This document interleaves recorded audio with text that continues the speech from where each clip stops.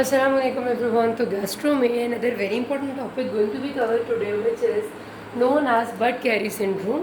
नाम तो आपने सुना होगा डेफिनेटली इसका, लेकिन जाहिर है जहाँ तक मेरा ख्याल है कि MBBS में हम इस तरह की चीज़ों पे बहुत ज़्यादा गौर नहीं करते थे, हम सिर्फ वही ज़्यादा डायरेक्टेड पढ़ते हैं जो सवालों में आता होता है। तो चूँकि ये क्वेश्चन बार बार आ रहा है हमारे IMM और MRCPs में, तो इसको थोड़ा सा ध्यान करके देखते हैं कि ये क्या होता है। तो Budd Chiari syndrome basically hepatic vein thrombosis है, ठीक है। हेपेटिक वेन जो कि हमारी लिवर के ब्लड को ड्रेन करती है, उसकी वेन में अगर थ्रोम्बस बन जाए, उस जो डिज़ीज़ का नाम है उसे बड कैरी सिंड्रोम कहते हैं। इसमें पर्टिकुलरली इसकी कॉज की MCQ में आती है, इसके क्लिनिकल फीचर्स भी आते हैं और फिर इसको डायग्नोज करना आता है। मैनेजमेंट कभी भी नहीं आती। तो सबसे पहले इसके कॉज की बात करूँ तो आपने याद रखना है कि 2-3 चीज़ें जिसके रिस्क को बहुत ज़्यादा बढ़ा देती हैं।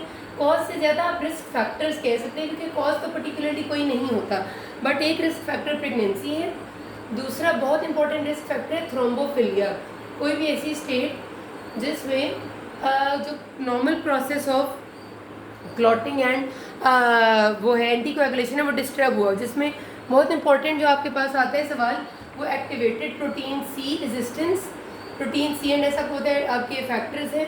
एक्टिवेटेड प्रोटीन सी रेजिस्टेंस भी आता है, प्रोटीन एस रेजिस्टेंस भी आता है, या एंटी थ्रोम्बिन 3 डेफिशिएंसी। अब एंटी थ्रोम्बिन आपको पता है कि क्लॉट्स को डिजोल्व करने में बहुत इंपॉर्टेंट रोल प्ले करता है और हेपेरिन इसी को एक्टिवेट करता है, एंटी थ्रोम्बिन 3 को, तो एंटी क्लॉटिंग मैकेनिज्म शुरू होता है। जिन लोगों में एंटी थ्रोम्बिन 3 डेफिशिएंसी होती है उनमें नॉर्मल जो एंटी कोएगुलेशन का प्रोसेस है, क्लॉट्स को डिजोल्व करने का प्रोसेस, वो ठीक नहीं होता और वो वैसे भी प्रो कोएगुलेंट स्टेट में होते हैं। हर वक्त उनके यहाँ क्लॉटिंग का चांस बढ़ जाता है और उसी की एक चीज़ बड कैरी सिंड्रोम है कि अगर हेपेटिक वेन में थ्रोम्बस बन जाए।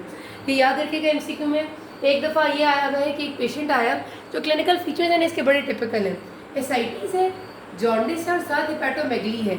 नॉर्मली आपको पता है कि जो हमारा एसाइटिस डेवलप होती हैं वो अगर लिवर की कॉज से डेवलप हो, तो जब लिवर सिरोसिस हो जाएगा, लिवर जब श्रिंक हो जाएगा, तब डिकॉम्पेंसेटेड लिवर डिजीज़ डेवलप होगी, उस वक्त एसाइटिस आएंगी।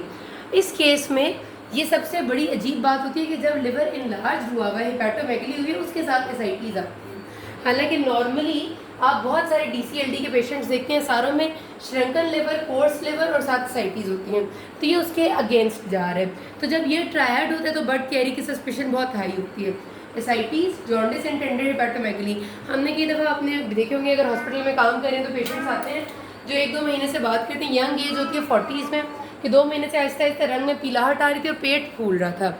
आप देखते हैं तो साथ उसकी हेपेटोमेगली हुई होती है, साथ एसाइटिस डेवलप होती है, जॉन्डिस, तो वो एक बड़ी वो बात होती है।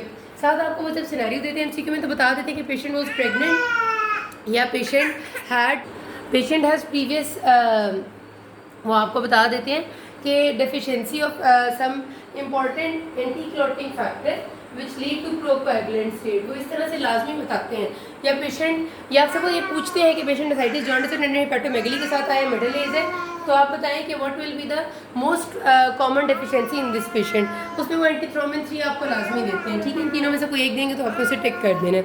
इन्वेस्टिगेशन इसकी एक ही है, Doppler ultrasound of hepatic when, ठीक है, उसमें आपको पता चल जाता है और फिर आप उसको डायग्नोज कर लेते हैं। इसकी मैनेजमेंट कोई बहुत स्पेसिफिक नहीं है, अगर कॉज पे डिपेंड करता है। प्रेगनेंसी है तो प्रेगनेंसी के बाद आहिस्ता आहिस्ता चीज़ें रिजॉल्व भी हो जाती हैं और ज़रूरत के मुताबिक आप उन्हें एंटी थ्रोम्बिन 3 डेफिशिएंसी है तो फिर आप उन्हें एंटीकोएगुलेट बाहर से करते हैं। This all, if you have any query you can ask. Thank you.